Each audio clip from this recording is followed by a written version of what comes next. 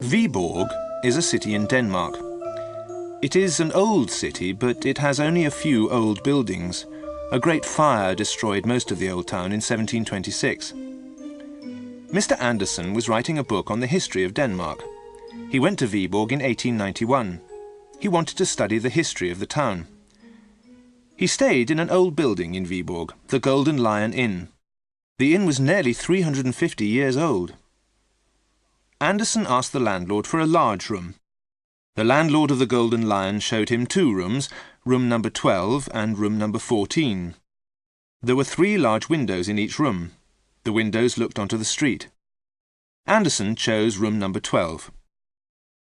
In the evening, Andersen went downstairs for supper. He saw a blackboard. The names of all the guests were written on the blackboard. Andersen saw that the inn was full. There were no empty rooms. Andersen noticed that there was no room number 13. 13 is an unlucky number. Many people do not want to stay in a room with an unlucky number. When Andersen went upstairs to bed, he tried to unlock his door.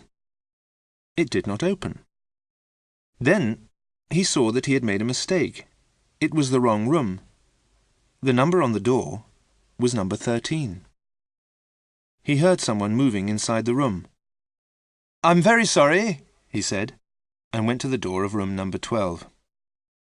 Perhaps the servants sleep in room 13, Andersen thought. He decided to ask the landlord about it the next day. Andersen lit the oil lamp and looked round. Room number 12 looked smaller by lamplight. Andersen was tired. He went to bed. In the morning, Andersen went to the town hall. He wanted to study the town records. Andersen read many very old papers. The oldest records were from the 16th century. There were some letters from the Bishop of Viborg dated 1560. The bishop had owned 3 or 4 houses in the city. He had rented a house to a man called Nicholas Franken. The townspeople of Viborg did not like Nicholas Franken. Some people wrote to the bishop to say that Franken was a bad man. They said that Franken was a magician.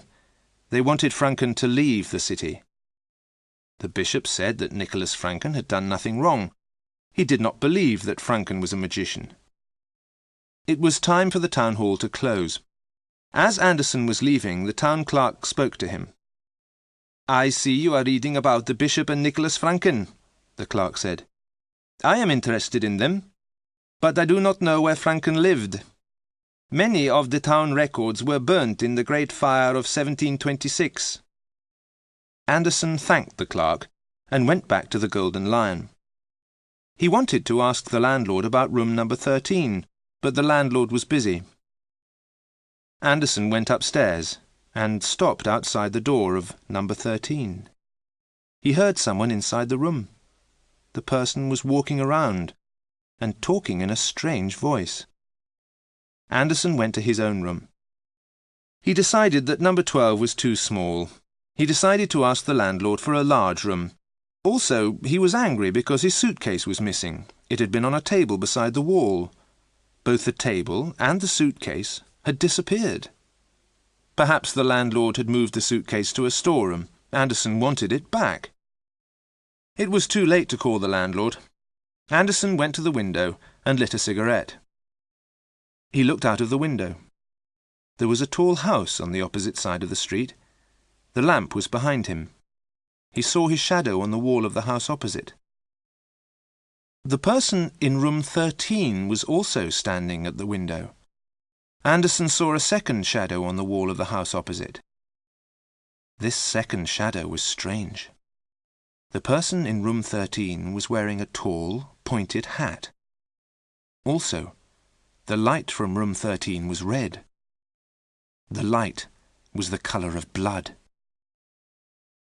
Andersen opened the window and put his head outside. He tried to see the person in the next room. He saw the sleeve of a long white coat.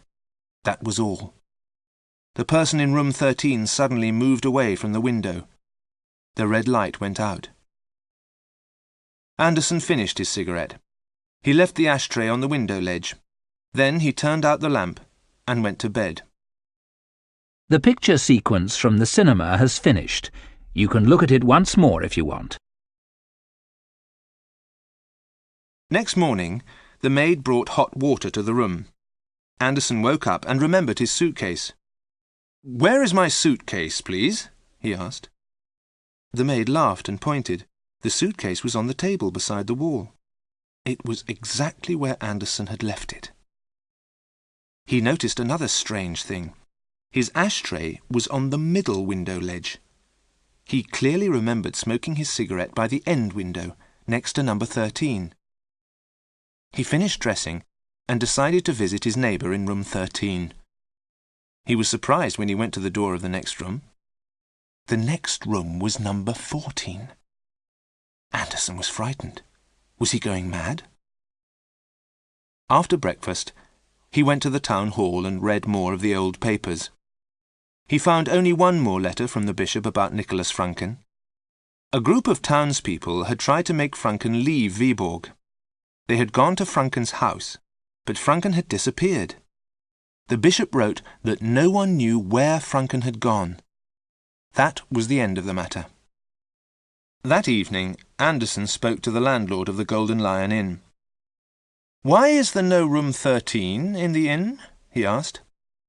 "Many people won't sleep in a room number 13, the landlord replied. "They say it's unlucky." "Then who is in your room number 13? asked Anderson. "There isn't a room number 13, the landlord said. "Your room is next to room number 14.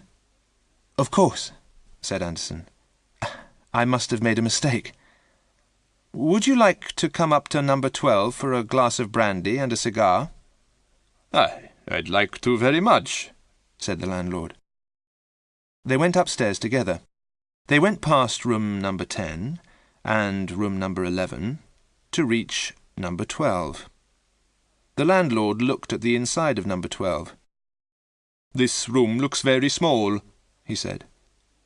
Anderson poured 2 glasses of brandy. Both men lit cigars. Anderson opened the window to let out the smoke. There was a red light and a shadow on the wall of the house opposite. The light came from number 13. The shadow was dancing wildly, but there was no noise. Anderson sat down to drink his brandy. He wanted to tell the landlord about the strange things he had seen. Suddenly, a terrible noise came from the next room. "Is that a cat?" asked Anderson. "Or is there a madman in the room next door?" "It's Mr. Jensen," said the landlord. "He often stays in room 14. The poor man must be ill." A loud knock sounded on the door of Anderson's room. Suddenly a man opened the door and came in. "Please stop that terrible noise," the man said. "Mr. Jensen," the landlord said. "We thought you were making the noise." The 3 men looked at each other for a moment. Then they went out quickly into the corridor. The noise was coming from the door of room number 13. The landlord banged on the door and turned the handle. The door was locked. "I'll bring men to break the door down," the landlord shouted and ran down the stairs. Jensen and Anderson stood outside number 13. The noise inside the room became louder and wilder.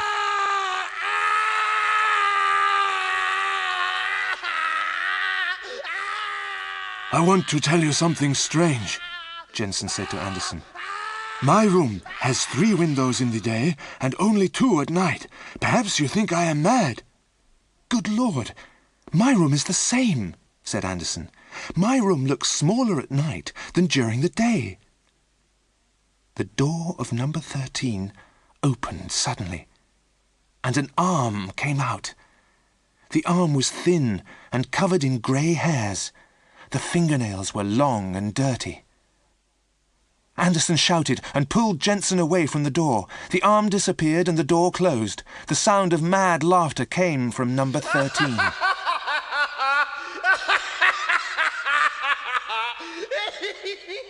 The landlord brought 2 men up the stairs. The men had axes in their hands.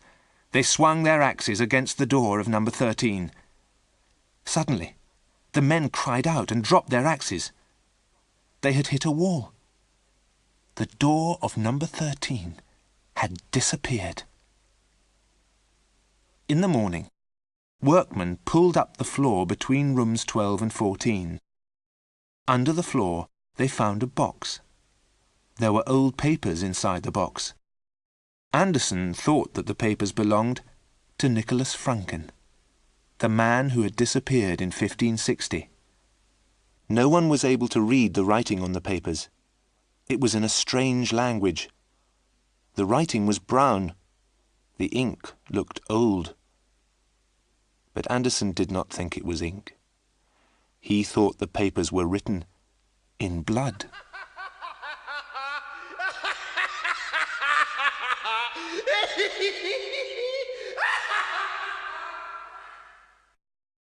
The picture sequence from the cinema has finished. You can look at it once more if you want.